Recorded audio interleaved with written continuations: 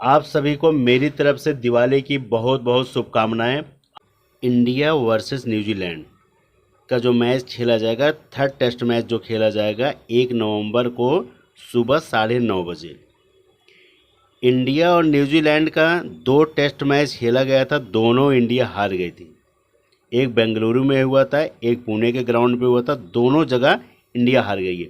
ये जो तीसरा मैच खेला जाएगा 1 नवंबर को सुबह 9:30 बजे खेला जाएगा। ये मैच खेला जाएगा वानखेड़े स्टेडियम मुंबई में। मुंबई के इस स्टेडियम पे किस बैट्समैन का रिकॉर्ड सबसे बेस्ट है इंडिया के, अब बॉलर का किसका रिकॉर्ड अच्छा है, उसके बाद न्यूजीलैंड के किस बॉलर का रिकॉर्ड बेहतरीन है, किसने 10 विकेट इसी ग्राउंड पे 10 विकेट ले गया न्यूजीलैंड के बॉलर, और किसने सेंचुरी मारी है। सबका रिकॉर्ड एक एक प्लेयर का दिखाऊंगा। अब ये टेस्ट मैच जो है इंडिया ऑलरेडी हार चुकी है, क्योंकि 3 टेस्ट मैच की सीरीज थी, 2 न्यूजीलैंड पहले ही जीत गई है, इंडिया का खाता नहीं खुला है। वानखेड़े स्टेडियम के पहले पिच रिपोर्ट की बात करूंगा, उसके बाद फिर एक एक प्लेयर के बारे में बात करूंगा इस ग्राउंड पे।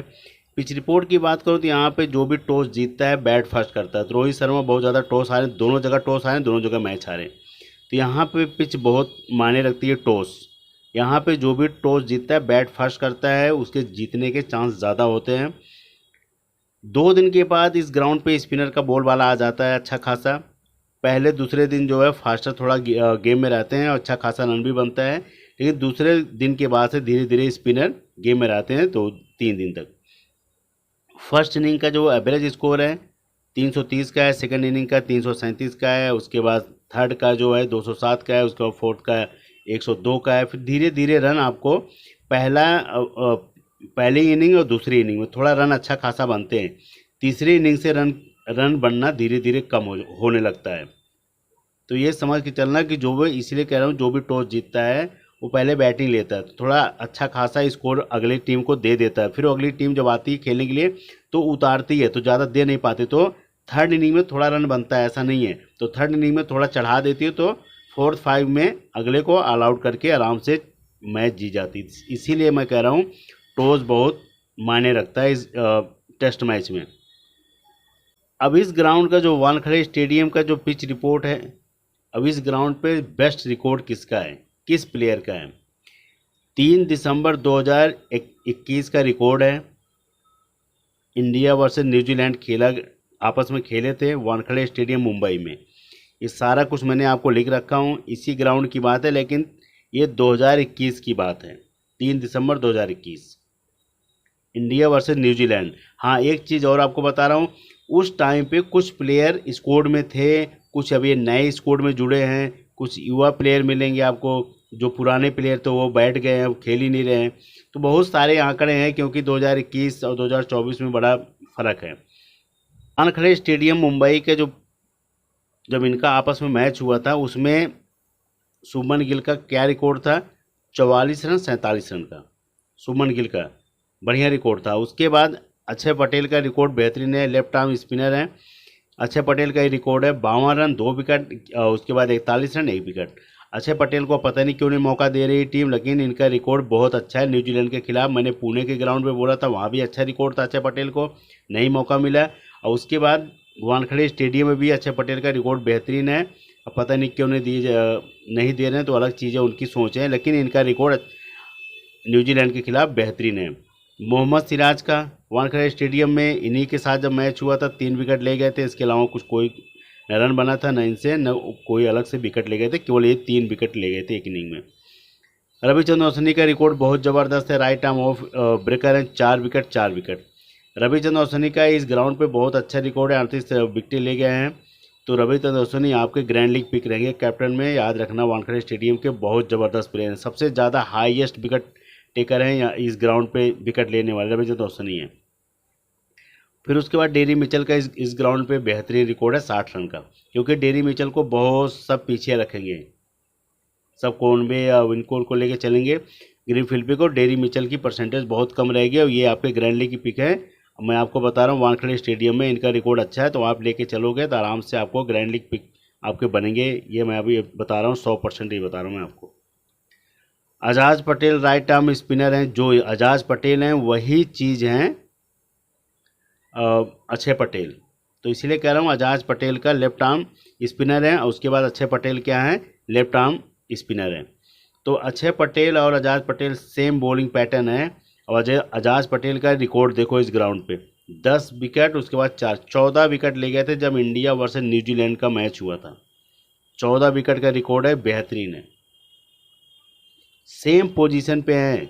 क्यों कह रहा हूँ, क्योंकि Ajaz Patel left arm spinner हैं और उसके बाद अक्षय पटेल भी लेफ्ट आर्म स्पिनर हैं। तो अक्षय पटेल का भी रिकॉर्ड ख़राब नहीं है। 52 रन 2 विकेट है, 41 रन 1 विकेट है। और उसके बाद अजाज पटेल का है तो 10 विकेट और 4 विकेट, 14 विकेट का है। फिर यहीं पर रचित रविंद्र की बात करूं तो ये भी लेफ्ट आर्म स्पिनर हैं। देखो लेफ्ट आर्म कितना ज़्यादा काम कर रहे हैं यहाँ पे, 3 विकेट। सबसे ज़्यादा अगर इस ग्राउंड पे स्पिनर विकेट ले गए हैं तो कौन ले गया है, लेफ्ट आर्म स्पिनर ले गए हैं। देखो ये भी लेफ्ट आर्म है, फिर उसके बाद ये भी लेफ्ट आर्म है, फिर उसके बाद अक्षय पटेल भी लेफ्ट आर्म है। तो जितने लेफ्ट आर्म वाले हैं वही सबसे ज़्यादा लेके जा रहे हैं। उसके बाद राइट आर्म ऑफ ब्रेकर हैं रविचंद्रन अश्विनी। तो इसीलिए कह रहा हूँ कि अगर आपको लेफ्ट आर्म मिलेंगे न्यूजीलैंड की तरफ से, इंडिया की तरफ से, आप उनको मत छोड़ना, दोनों रख लेना। लेकिन रविचंद्रन अश्विनी को आपको रखना ही पड़ेगा क्योंकि सबसे ज़्यादा विकेट ले गए हैं वानखेड़े स्टेडियम में रविचंद्रन अश्विनी। अब आप इसमें मेगा ग्रैंड लीग की पिक मैं आपको बात करूँ तो इसमें सारे प्लेयर आपके मेगा ग्रैंड लीग के हैं। रचित रविंद्र भी आपके मेगा ग्रैंड लीग की पिक हैं, एजाज पटेल भी हैं, डेरी मिचेल हैं आपके mega grand league pick, Ravichandran Ashwin है। अक्षय पटेल को मौका मिलता है तो ठीक है, नहीं तो स्कोर में है ही नहीं अभी तो, लेकिन इनका रिकॉर्ड यहाँ पे है तो मैंने आपको बताया। उसके बाद ये भी सिराज भी हैं, ये भी स्कोर में नहीं है। पहले मैच में थे, दूसरे मैच में रेस्ट पे थे। सुमन के लिए स्कोर में जुड़ गए तो आप इनको लेके चल सकते हो। तो अभी स्कोर में 2 प्लेयर नहीं है, अक्षय पटेल सिराज। हो सकता है इस ग्राउंड पे उनको रखा जाए क्योंकि सीरीज़ तो इंडिया हार गई है तो थोड़ा फेरबदल कर सकती है। तो और फेरबदल में हो सकता है कि मैच जीत भी जाए। तो इसीलिए कह रहा हूँ कि अगर मौका मिलेगा दोनों में से तो मेरे सबसे ज़्यादा आपको अक्षय पटेल को बोलूँगा, अक्षय पटेल पे जा सकते हो आराम से क्योंकि बेस्ट प्लेयर हैं। और यहाँ पे इस ग्राउंड पे आपके सामने मैंने आंकड़ों के साथ आया हूँ, Ajaz Patel left arm spinner है, वही चीज़ अक्षय पटेल है लेफ्ट आर्म स्पिनर। अगर अक्षय पटेल को मौका मिलता है तो आजाद पटेल और एक में Akshay Patel captain vice captain आराम से कर सकते हो। आपकी ग्रैंड लीग पिक रहेंगे, ये मैं आपको बता रहा हूँ, ये 100% ये चीज़। अब हेड टू हेड की बात करूँ, जब आपस में न्यूजीलैंड इंडिया का मैच होता है, इंडिया की तरफ से सुमन गिल थोड़ा अच्छा खेलते हैं। हेड टू हेड में रविंद्र जडेजा का रिकॉर्ड ठीक ठाक है, रविचंद्रन अश्विनी का रिकॉर्ड अच्छा है, अक्षय पटेल का रिकॉर्ड अच्छा है, विराट कोहली का भी थोड़ा है और उसके बाद मोहम्मद सिराज का है। ये आपके हेड टू हेड के रिकॉर्ड हैं जिनके बारे में मैंने बोला हूँ, यही है। इसमें अभी विराट कोहली नहीं चल रहे हैं, आउट ऑफ फॉर्म चल रहे हैं, ये रिकॉर्ड है, ज़्यादा कुछ खास नहीं। मोहम्मद सिराज को एक मौका मिला, उसके बाद मौका नहीं मिला। अक्षय पटेल बेंच पे बैठे हैं तो अक्षय पटेल को अगर मौका मिलेगा तब हम बोल सकते हैं कि न्यूजीलैंड के, क्योंकि न्यूजीलैंड के खिलाफ इनका रिकॉर्ड अच्छा है अक्षय पटेल का। रविचंद्रन अश्विनी अच्छा खेल ही रहे हैं, जडेजा अच्छा खेल ही रहे हैं, सुमन गिल अच्छा खेल रहे हैं। केवल ये विराट कोहली और उसके बाद मोहम्मद सिराज ने ही थोड़ा सा निराश किया है, ये कुछ नहीं किए हैं। लेकिन अक्षय पटेल को तो मौका नहीं मिला तो इनको हम बोल नहीं सकते हैं। अब इन 3 प्लेयर को हम बोल सकते हैं अच्छा किए हैं, जडेजा, रविचंद्रन अश्विनी, उसके बाद सुमन गिल, हेड टू हेड का जो रिकॉर्ड है।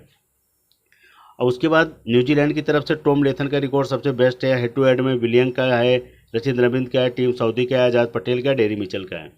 अब यही जो मैं आपको बताऊं, यही भी इसमें सबसे ज़्यादा हेड टू हेड में रन भी मारते हैं और यही इज्जत भी बचाते हैं न्यूजीलैंड की। मैंने टॉम लेथन के बारे में बोला था, टॉम लेथन लास्ट में इन्होंने ही तो रन बनाया था, सबसे ज़्यादा 80 रन बनाए थे।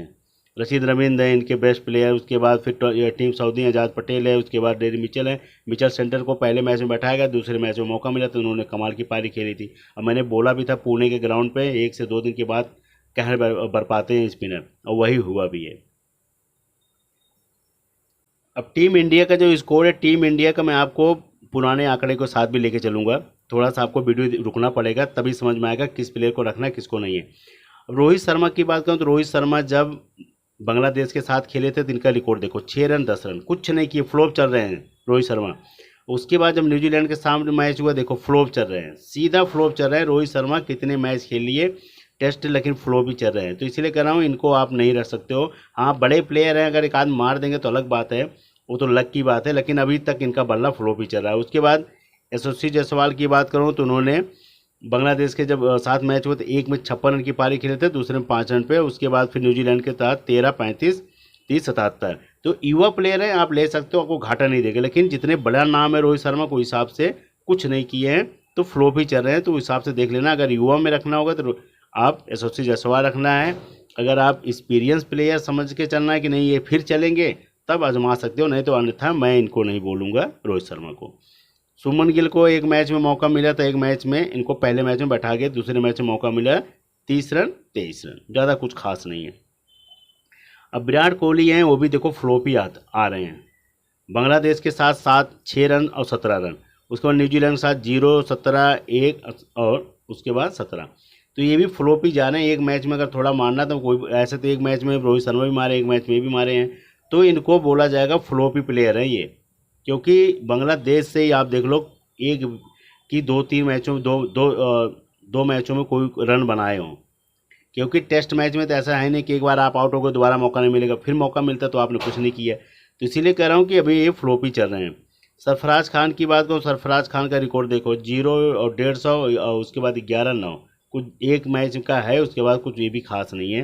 के राहुल को एक मैच में मौका मिला, उसके बाद दूसरे मैच में इनको बेंच पे बैठा दिया गया। मैंने पहले ही बोला था के राहुल पर गांठ गिर सकती है। ऋषभ पंत की बात करूं तो इनका देखो रिकॉर्ड 39 रन और उसके बाद 109 रन। और न्यूजीलैंड के साथ जब मैच हुआ तो इनका रिकॉर्ड 20 99 18 0। तो ऋषभ पंत जब बांग्लादेश के साथ मैच हो तब भी इन्होंने शतक मारा था, यहाँ पे भी इन्होंने शतक मारने की कोशिश किया, 1 रन से बच गए थे। तो अच्छे प्लेयर हैं, आपको विकेट कीपिंग मिलेंगे, आपको रखना ही रखना पड़ेगा। ये हेड टू हेड में भी आपके काम करेंगे, उसके बाद मेगा ग्राइंडिंग में भी काम करेंगे। रविचंद्र अश्विनी के रिकॉर्ड देखो, बांग्लादेश के 86 2 विकेट 3 विकेट, बेहतरीन रिकॉर्ड है। उसके बाद न्यूजीलैंड के साथ भी 3 विकेट 38 रन 42 रन 3 विकेट, बेहतरीन है। रविंद्र जडेजा हैं सॉरी ये। और उसके बाद रविचंद्र अश्विनी की बात करूँ तो ये रिकॉर्ड 113 है, उसके बाद 0, उसके बाद 6 विकेट, फिर उसके बाद 3 विकेट 2 विकेट 18 जब न्यूजीलैंड के साथ हो रहा है ये भी। मतलब ये दोनों प्लेयर बेस्ट प्लेयर हैं, जडेजा और अश्विनी। उसके बाद सुंदर को मौका मिला दूसरे मैच में, 7 विकेट ले गए थे पहली इनिंग में, दूसरे में 4 विकेट, लेकिन थोड़ा स्पिन टैक थी। तो यहाँ पे भी स्पिन टैक है थोड़ा सा, लेकिन दूसरे दिन के बाद आता है। तो अगर आपको सुंदर को आजमाना होगा तो एक टीम में आजमा सकते हो। बुमराह का रिकॉर्ड बेहतरीन है, बुमराह को वहाँ पुणे में कोई मौका ही नहीं मिला बॉलिंग करने का, क्योंकि स्पिनर का बॉल बाला था।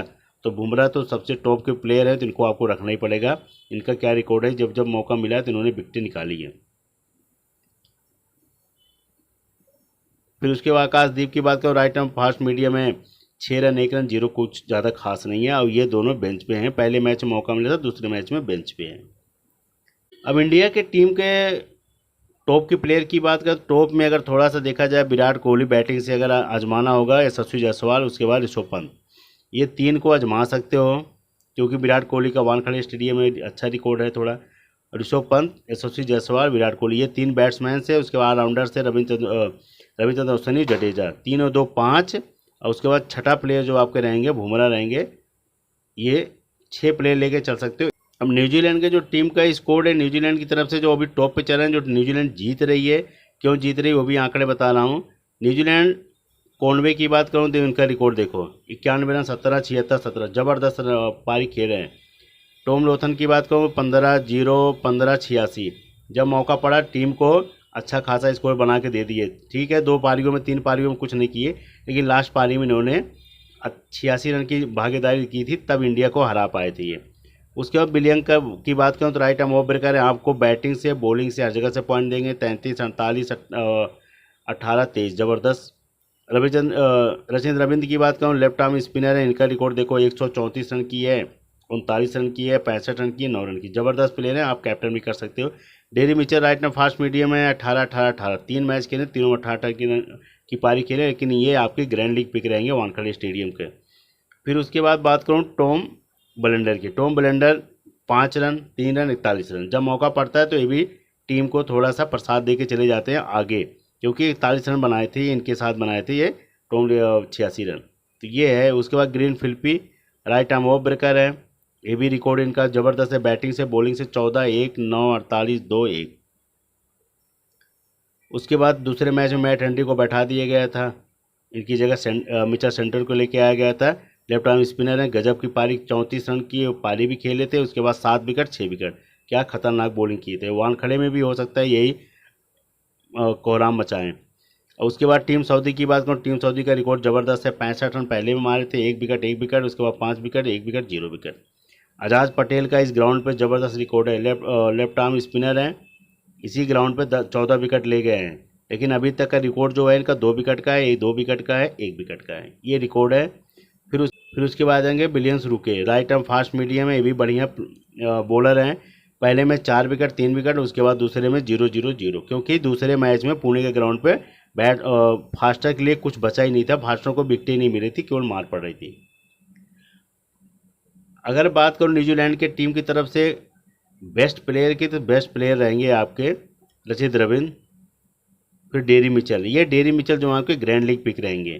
फिर उसके बाद आएंगे फिलिपी, ग्रीन फिलिपी की बात करूं, ग्रीन फिलिपी के बाद आपको आज़ाद पटेल लेना, क्योंकि आज़ाद पटेल की परसेंटेज थोड़ा सा कम हुई है और इनकी बढ़ गई है मिचेल सेंटर की। तो हो सकता है इस ग्राउंड पर मिचेल सेंटर का बल्ला ना चले, बॉल ना चले, क्योंकि यहाँ ये लेफ्ट आर्म स्पिनर है मिचेल सेंटर, ये भी है लेफ्ट आर्म स्पिनर है। तो इसीलिए कह रहा हूँ इन दोनों में से एक को विकेट मिलेगी तो उसी को मिलेगी, अगर सेंटर को मिल गई तो सेंटर को मिलेगी, अगर आज़ाद पटेल को मिल गई आज़ाद पटेल को। अगर आपको लगेगा दोनों को एक टीम में रख सकते हो, अगर आपको लगेगा तो एक एक टीम में दोनों को अलग अलग करके कैप्टन कर सकते हो, ये भी आप कर सकते हो, आपके लिए बेहतरीन पॉइंट रहेगा, ये आपके ग्रैंड लीग पिक के लिए सबसे बेस्ट रहेगा। अब इंडिया और न्यूजीलैंड की जो टीम है ये डेमो टीम है, बताने के लिए है। जो पुणे के ग्राउंड पे मैच हुआ था, जो टॉप के प्लेयर है उनके बारे में बात कर रहा हूँ, जिन्होंने मैच जिताया था। मैच जिताया कौन था? सबसे मेगा ग्रैंड लीग का मिचेल सेंटर, उसके बाद सुंदर। अगर आपको लगता है इन दोनों का कैप्टन कर सकते हो, उसके बाद कॉनवे सबसे ज़्यादा रन बनाए थे, उसके बाद पंत, जायसवाल बैटिंग से ये तीनों सबसे ज़्यादा रन बनाए थे।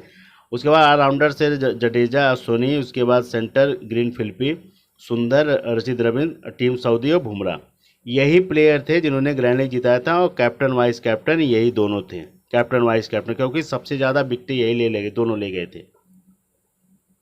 तो एक टीम तो ये है जो पुणे के ग्राउंड पे हुआ था।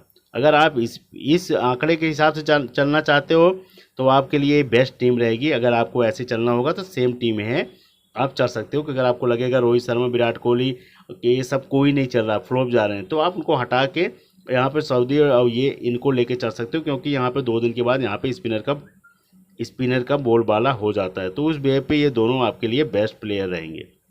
अब ये दूसरी टीम है, ये भी डेमो टीम है न्यूजीलैंड और इंडिया का, ये अलग है।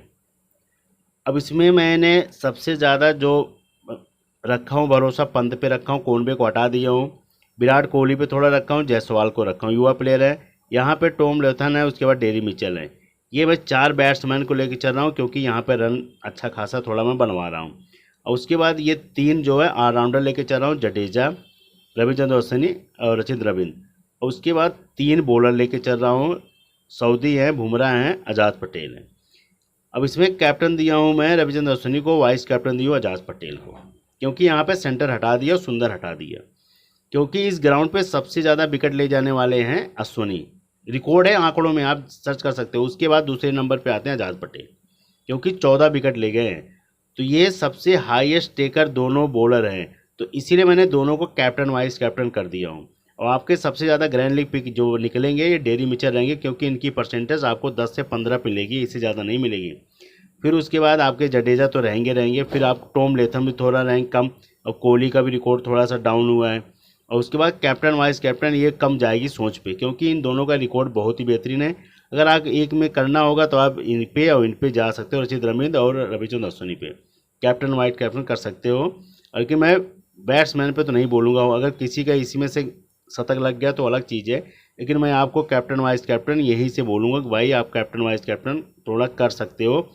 आज़ाद पटेल का रिकॉर्ड यहाँ पे अच्छा है 14 विकेट का, इसीलिए मैं बार बार कर रहा हूँ कि हो सकता है फिर वही इतिहास दोहरा दें। अगर नहीं दोहराएंगे तो आपके पास मिचेल सेंटर, उसके बाद सुंदर तो है ही हैं। और जो भी होगा आपको टॉस टाइम पे टेलीग्राम टीम मिलेगी। All the best, good luck.